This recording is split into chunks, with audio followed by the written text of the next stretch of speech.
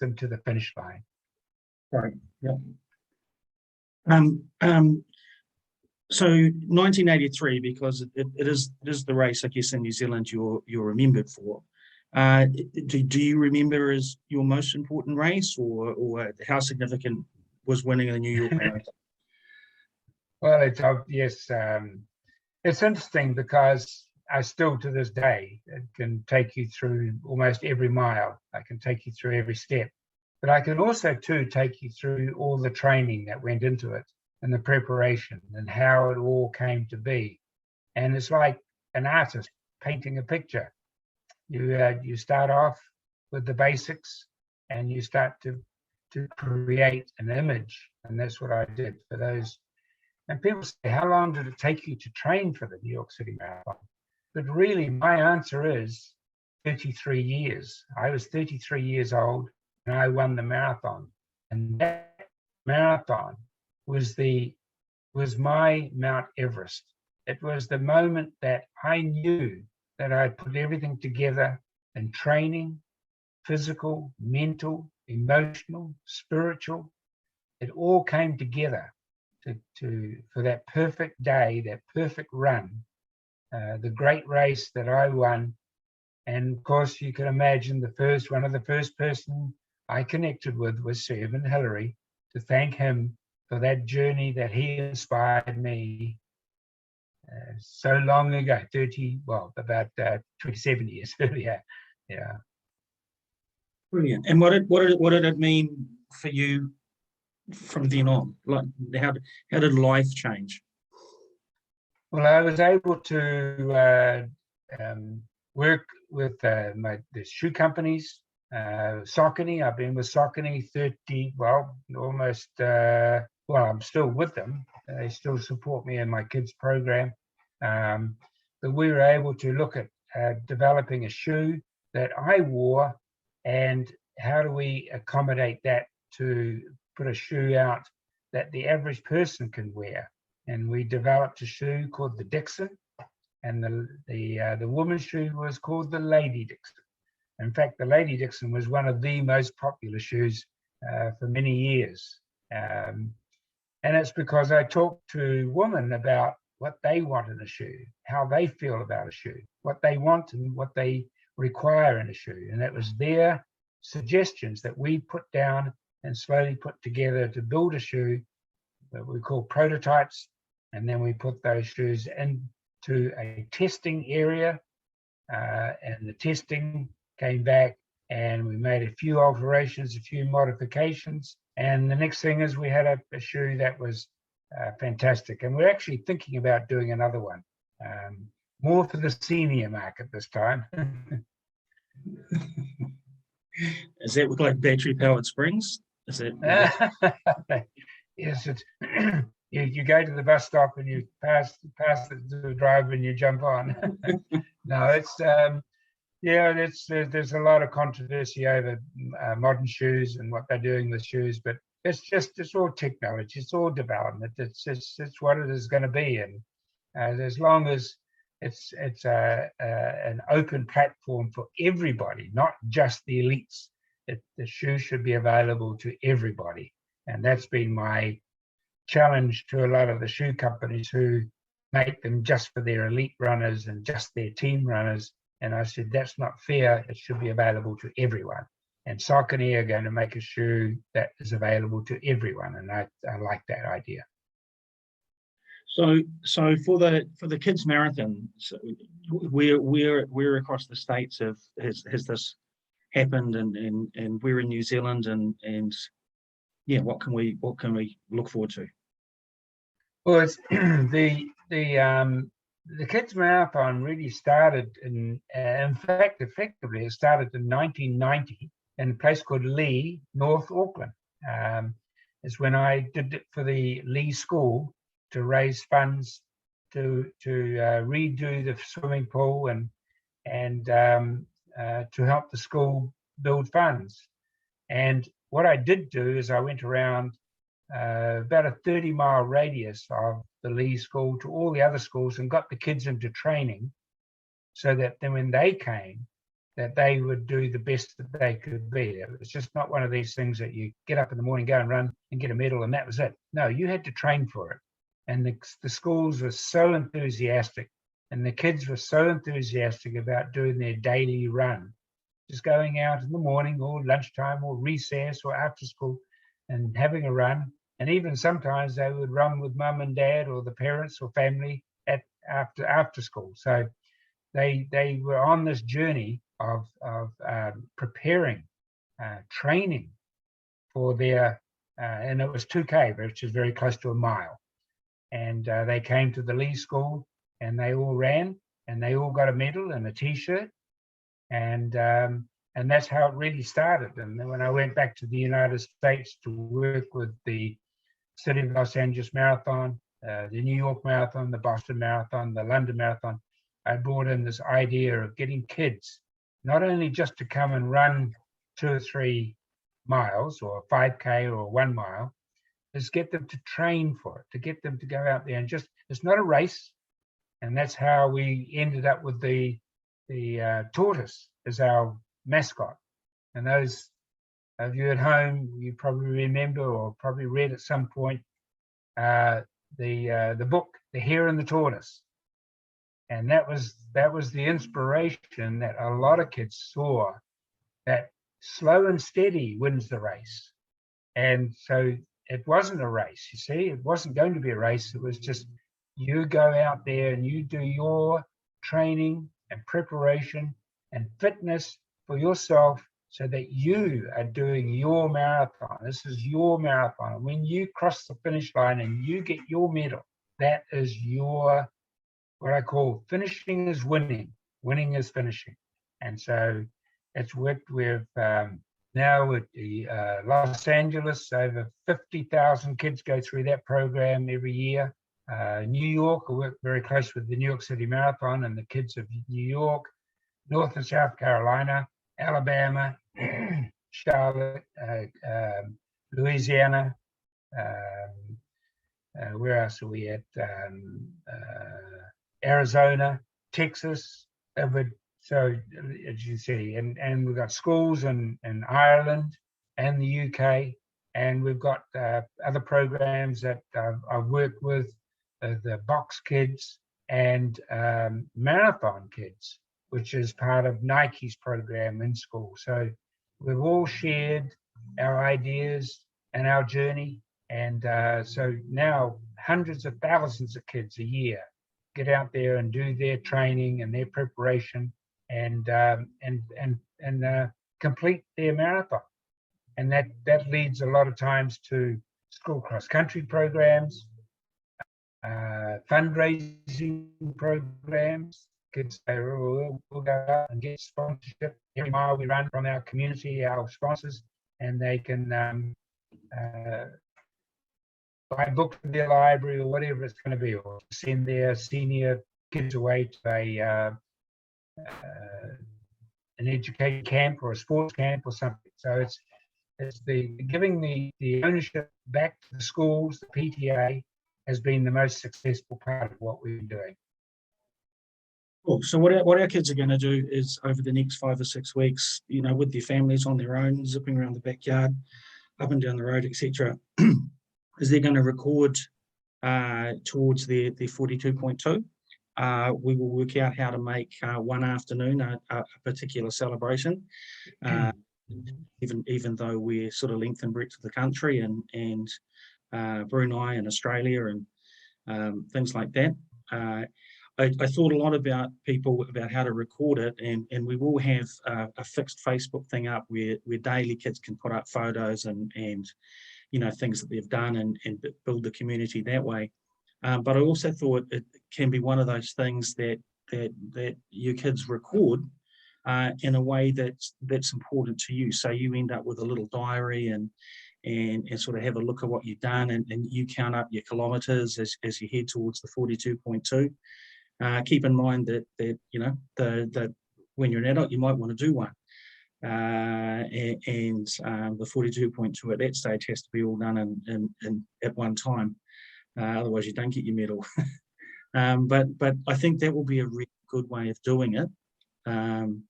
and we will build on it in various other ways and link to other schools, as I promised Rod this morning. I see Lisa's asked a question, and Rod, you've been tremendously generous with your time. If anyone else has questions, if you sort of tap them into chat.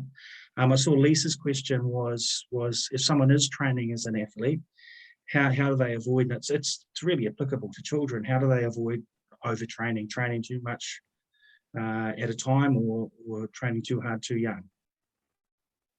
Well, that's a very good point, and that's why it's a school program, because I find most times I go the kids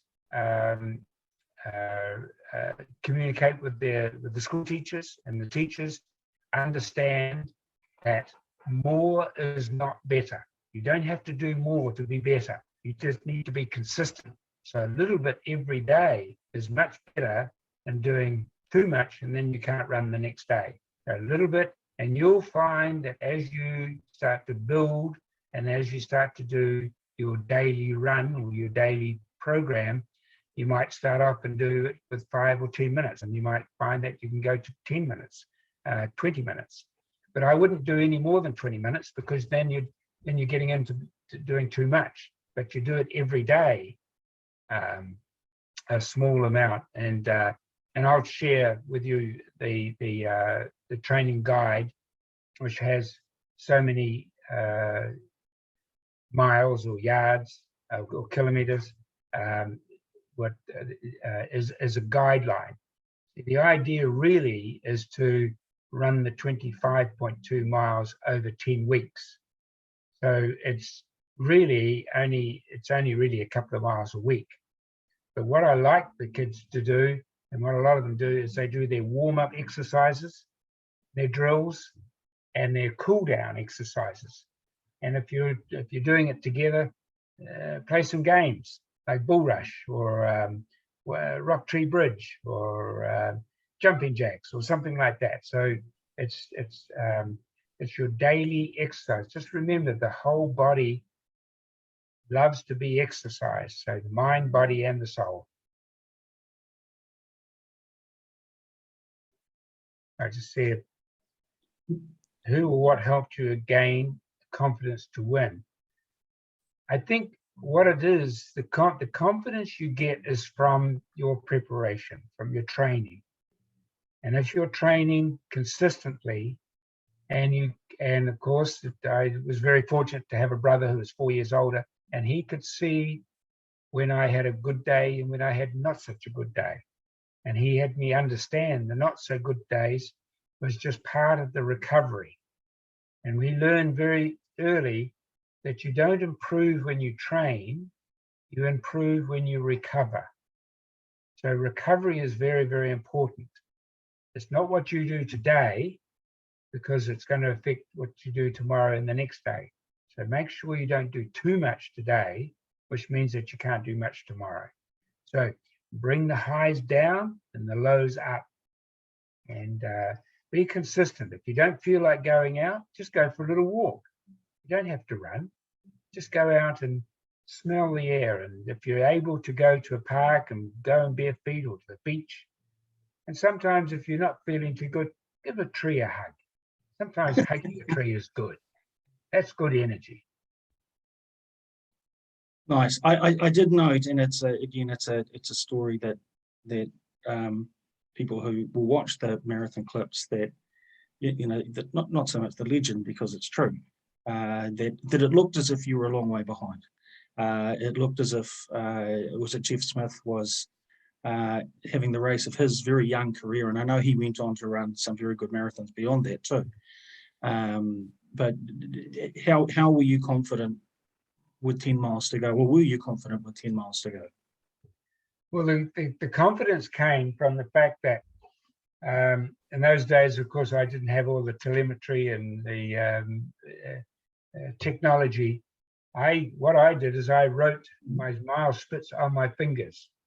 So 5 mile, 10 mile, 15, 18, and 23. And so when I went through those marks, I wanted to see where I was, and I was exactly what I had prepared myself to do. And so I was running.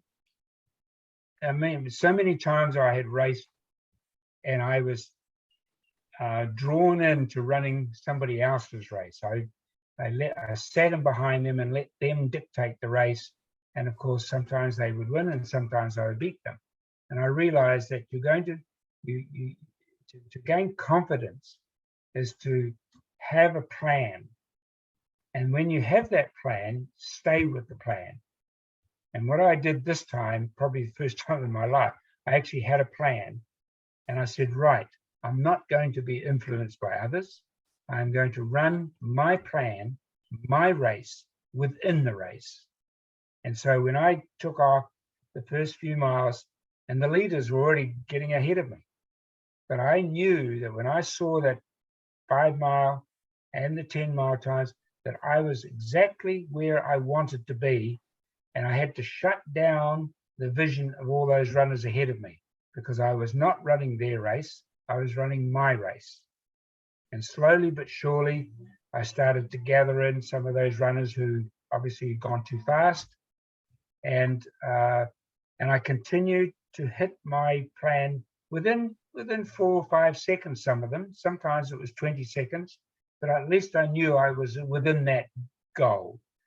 And so don't be influenced by others was one of my main mantras. Run your own race. If you're going to run your own race, there's a good chance you're going to win it, because somebody else is going to try and run your race to beat you, but you're more confident and you will show to them that my confidence is greater than theirs. So that's basically how I ran the New York City Marathon. Mile after mile, I was able to tick off, and I knew that I was exactly where I wanted to be at that time, even though the leaders were way ahead of me. Must have been inspirational with 2 or 3 miles to go when you could see the back of the person who was in first place. Well, yes, it wasn't.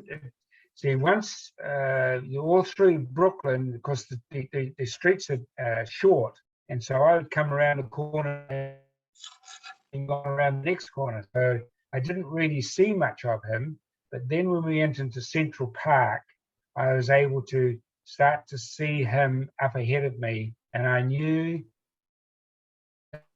he was up there. I mean, I was told he was there, but I was able to see it. But what I did know is that each mile mark we went through, I wasn't gaining on him. He was running the same pace as me. We were running the same pace, but there was about 150, 200 meters difference, or about 30 seconds difference. And but I did realize that he was running in the center of the road, which was not necessarily the shortest point between corners. And so I started to run the tangents more and more. I was running the tangents pretty well beginning of the race, but this time through Central Park was very twisty and turny. I was able to get into a rhythm and run point to point across the course. And I realized I wasn't very good at math at school, but I realized that I was saving myself 3 or 4 yards of running every corner, and I still had 30 or 40 corners to go. And so if that's 3 or 4 yards or meters, that was nearly the 150 meters, which was about the 20 seconds that I wanted. So I knew just keep going the same pace, and over time I will catch him. I'm not going to try and catch him in this mile or within 2 miles. I still had 5 miles to run, and I knew that if I continue to run this, there's a good chance that I will be able to get very close to him. And I worked it out that I'd catch him actually at the finish line. So that wasn't a very good calculation, but I was able to catch him exactly at 26 miles. I only led the race for 385 yards. Thank you so much. There were a couple of questions. So one person asked, in terms of diet, so if you're training for something, where does diet fit in? And I know that you've got pretty strong opinions on diet for young people and keeping food simple and things like that. Yes, yes. Nutrition, diet, eating habits is very, very important. And my simple thing was, as I taught very early in my a yoga teacher who was our mailman actually, and he was very much into yoga and health and fitness and eating well. And he told us, if you can't pronounce the ingredient, don't eat it. So it came down to being very simple. Yeah, the least amount of ingredients that you don't understand and the least amount of preservatives, and the most deadly additive to any food is sugar. And so if you can avoid sugar as much as you can, it's very hard to these days, but certainly cut back on sugar and go with more organic, natural foods. And as I say, buy fruits and vegetables every day if you can. We have a program called 5210. So 5 fruits and vegetables, 2 hours maximum screen time, 1 hour or 60 minutes of moderate to vigorous exercise, and 0 sugar sweetened beverages. So sugar is a no. If you can avoid it, please do. And I know parents out there, it's one of the toughest journeys around the supermarket when you go down the candy aisle or the soda aisle. It's pretty tough. And we have programs at schools. And in fact, since we've been doing the program, some of you may know or heard of Jamie Oliver. And I work with Jamie Oliver with our school lunch programs. And when we started about 2010, that's nearly 11 years, 12 years ago now, we, in those 12 years, not one of our schools has a vending machine in the school. And the food service are producing 2 days a week salads and fruits. We've still got a long way to go with a lot of the inner city schools that have mainly packaged supplements for their kids. But just know that wherever you can, eat simply, eat simple, eat clean, and don't eat a lot of processed food. Well, Lisa asked, really the question was, stamina and fitness, are they the same sort of thing? Is stamina fitness, is that where you get it from?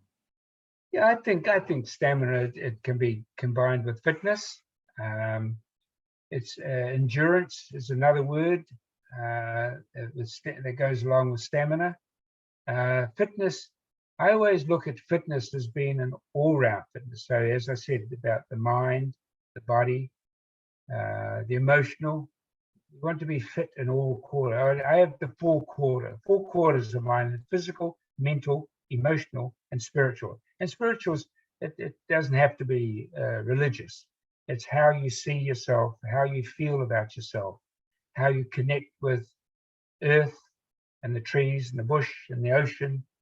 And we know we've got to take better care of the world with our pollution. And so, if you have anything, any plastic goes into the bin. So all those sort of things, that helps you to become a real fitness person, not just physically, but mentally and emotionally. I know, again, for some people it's not an easy thing, but sleep for athletes, sleep for young people, where does that fit within your training program? Sleep I call sleep as recovery. And as I said, you don't improve when you train, you improve when you recover. And so if recovery, resting, sleep is very, very important. And young people, especially in elementary, primary school years, you've got to get that 10 to 12 hours sleep. And you've got to just turn that device off. There's got to be, and you should be turning that device off at least an hour before you go to sleep, because we know that And I know I've got grandchildren, and I sometimes go and say goodnight, and I can see the phone underneath the blanket. So it's just something. But I say to the kids, I know that you want to keep in touch. I know you want to learn. I know you want to study, but keep it restricted. And so that's why I say outside school, 2 hours maximum screen time a day is plenty. It's plenty for kids. But combine it with the 1 hour or 6 of fitness, of getting out and exercising, and don't be afraid to go on and look at yoga and look at general fitness and look how other athletes train and keep fit. I love my yoga. I love doing metrics, and I love just doing just simple things like climbing a tree or jungle gym. Or I'm not very good on backflip. I'm all right back on the backflip on the trampoline, but I haven't been able to do a standing backflip for a couple of years now. But just all about exercise and fitness and the general basic exercises. That's what keeps us in tone. Cool. Hey, thanks, Rod, so very much. And I know we'll catch up and share some documents and things like that. Has anyone got any quick final questions?